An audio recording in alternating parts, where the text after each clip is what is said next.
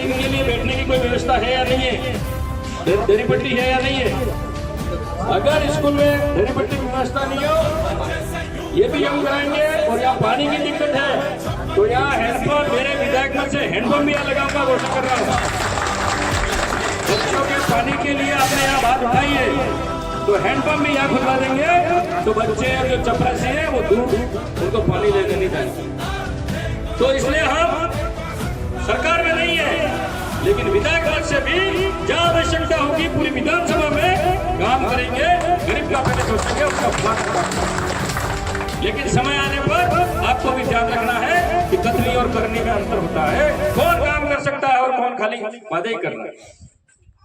हम काम करने वाले, राजनीति का मतलब कोई राजा नहीं बन गए, हम कोई नेता नहीं बन गए, हम आपके सेवक हैं। क्या है?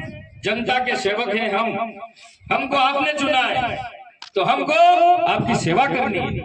यूं नहीं है कि हम पैसा कमाने के लिए नहीं बैठे, राजनीति में पैसा कमाने के लिए नहीं आए हो, जनता की सेवा करने के लिए आए। कुछ नेता हो सकता है पैसा कमाने के लिए आए होंगे, लेकिन हम जनता की सेवा करना चाहते हैं।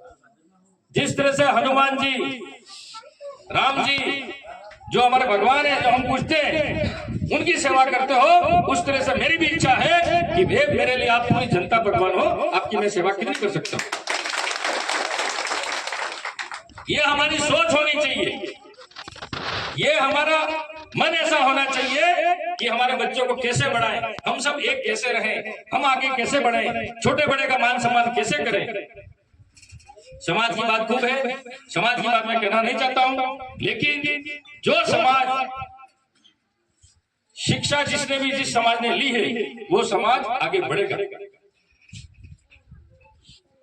डॉक्टर बाबा साहब अम्बेडकर ने कहा है, शिक्षा वो शेरनी का दूध है जो जितना पिएगा इतना दहाड़ेगा। मतलब जो जितना शिक्षित होगा उसमें ज्ञान आएगा, जो बात करेगा आगे बढ़ेगा, दूसरों को शिक्षित करेगा। इसलिए शिक्षा हमारी सरकार आपको निःशुल्क दे रही है,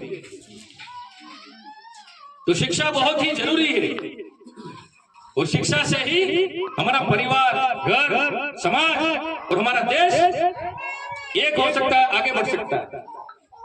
आप सबसे निवेदन है, ग्रामवासियों से, हमारे रिटायर्ड प्रिंसिपल साहब, अरे पंडवाल, हाँ चिंतन जी, और हमारे ये डीलर साहब और सभी मिलके आपने जो व्यवस्था की है, कुछ लोग ये उद्घाटन भी नहीं करवाना चाह रहे थे, कुछ लोग यूं कह रहे थे कहा पैसा तो दिया ही दिए, यूं भी कह रहे थे कहा एमएलए ने पैसे दिया है, पैसा नहीं दिया है। अरे भाई 25 लाख रुपए एमएलए ने दिया और तुम कह रहे हो कि दिया ही दिया, ऐसे भी लोग हैं आपके यहाँ। लेकिन हम काम करने वाले हैं, काम करेंगे, गरीब का सुनेंगे, और आधी रात को बुलाओगे तो भी हम आएंगे। तो ऐसे झूठ ज्यादा दिन चलने वाला नहीं है। अब तो समझदार लोग आ गए, पढ़े लिखे आ गए, कितने दिन झूठ बोलोगे आप। लेकिन ऐसी राजनीति नहीं करनी चाहिए, झूठ की राजनीति मत करो, गांव के विकास की राजनीति करो। गांव में क्या समस्या है, पंचायत में क्या समस्या है, लोगों की क्या समस्या है, हैंडपंप है, रोड है, पीएम आवास है, शौचालय है, स्कूल के लिए हम क्या कर सकते हैं, ये सोच आपके जनप्रतिनिधि में होनी चाहिए, तो ही पंचायत गांव आगे बढ़ सकता है। लेकिन आपने जो भी है, कईयों ने कुछ भी किया, लेकिन जो भी, जिसने भी मुझे आपका अमूल्य वोट देकर मुझे जिताया, दूसरी बार एमएलए बना, इसके लिए आप सबका धन्यवाद और आभार प्रकट करता हूं। और आगे भी आपके लिए जो संभव हो सके और भी काम करेंगे। लेकिन आपको यही कहना चाहूंगा कि आप भी हमारे साथ रहो और हम भी तुम्हारे साथ रहें। तो साथ में रहेंगे तो विकास और हम जरा कर सकते हैं। और बच्चों के लिए हैंडपंप, बैठने के लिए दरी नहीं है, बता देना रामनाथ जी, तो इनके लिए जो व्यवस्था हो और भी हम करा सकते हैं मिलके।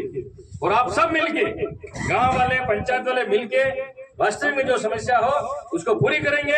और हमारी सरकार, कांग्रेस सरकार ने 25 लाख तक का निःशुल्क इलाज, फ्री में इलाज हो रहा था, बंद कर दिया। गारंटी